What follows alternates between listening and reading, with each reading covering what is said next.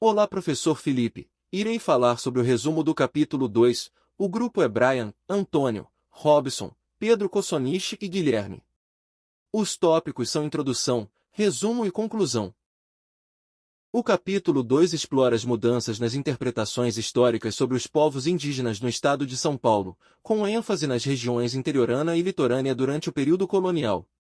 Revisando a forma como historiadores, etnógrafos e linguistas têm abordado a ocupação indígena, o texto questiona as narrativas tradicionais que, por muito tempo, retrataram os povos indígenas como um grupo homogêneo. A análise do uso do termo Guaianá ilustra como conceitos coloniais influenciaram a historiografia, ocultando as diversidades culturais, linguísticas e sociais dos diferentes povos que habitavam a região paulista.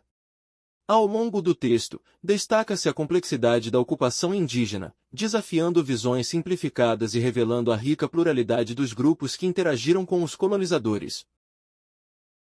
O capítulo 2 aborda as mudanças nas interpretações históricas sobre os povos indígenas no estado de São Paulo, especialmente no interior e litoral, durante o período colonial. Historiadores, etnógrafos e linguistas revisitaram a ocupação indígena da região, questionando narrativas tradicionais que consolidaram uma visão homogênea desses grupos. O uso do termo Guaianá exemplifica como a historiografia frequentemente reproduziu conceitos coloniais, ignorando as especificidades culturais, linguísticas e sociais dos diferentes povos que habitaram o território paulista. Os Guaianá, também grafados como Guaianã, Goianazes e Guaianás, são frequentemente mencionados como a população indígena do norte e noroeste do estado de São Paulo no período colonial. Autores como Braga, Neves e Lemos perpetuaram a ideia de que essa região era habitada por uma nação Guaianá, abrangendo os vales do Mogi Guaçu e Tietê até Piratininga e Paranapiaçaba. O etnônimo, presente em registros históricos desde o século XVI, foi amplamente aceito pela historiografia e arqueologia como indicativo de um povo homogêneo.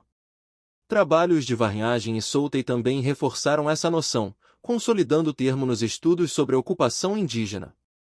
Desde os anos 1980, estudos revelaram que a ocupação indígena da região foi muito mais complexa do que se pensava. Documentos dos séculos XVI e XVII mostram a presença de povos como os Guarani, Caingan, Terena e Cadivel, com formas distintas de organização social e interações variadas com os colonizadores, marcadas tanto por resistência quanto por negociações. Em particular, as áreas ao longo dos rios Tietê, Paraná e Paranapanema destacam-se como espaços de grande diversidade cultural. O capítulo também discute a dicotomia entre Tupi e Tapuia, que moldou a percepção dos indígenas no século XIX. Enquanto os Tupi eram idealizados como mansos, os Tapuias, incluindo os Cainga e Caiapó, eram vistos como bárbaros. Essa visão desconsiderava a riqueza cultural e as estratégias de resistência desses povos. Ações atribuídas aos Caingan, por exemplo, eram muitas vezes interpretadas como barbárie, quando na verdade representavam defesa territorial ou demonstrações de força.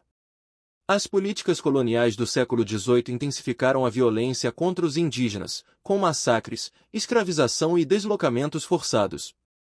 O uso de termos como Guaianá, associado a populações no Planalto de Piratininga e no Médio e Baixo Tietê, refletiu a falta de precisão histórica e os pressupostos coloniais que apagaram as identidades específicas de diversos grupos.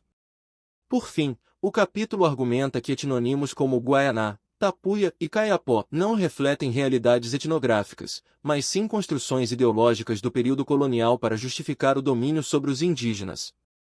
A análise crítica das fontes históricas, combinada com evidências etnográficas, revela a complexidade e a diversidade dos povos indígenas de São Paulo. A região do Rio Tietê, em especial, foi um espaço de intenso intercâmbio cultural, onde grupos como os Cainga ao sul e os Caiapó ao norte moldaram a história local. Em conclusão, o capítulo 2 destaca a complexidade da ocupação indígena no estado de São Paulo durante o período colonial, desafiando as narrativas simplificadas que retratavam os povos indígenas como grupos homogêneos. A revisão crítica das fontes históricas e a análise das diferentes etnias presentes na região, como os Guarani, Cainga, Terena e Cadivel, revela a diversidade cultural e as múltiplas formas de interação entre esses povos e os colonizadores. A abordagem também questiona o uso de termos como Guaiana, Tapuia e Caiapo, que refletem mais construções ideológicas coloniais do que realidades etnográficas. A análise propõe uma visão mais precisa e rica da história indígena de São Paulo, reconhecendo a pluralidade dos povos e a importância de seus processos de resistência e adaptação ao longo do tempo. Obrigado pela atenção.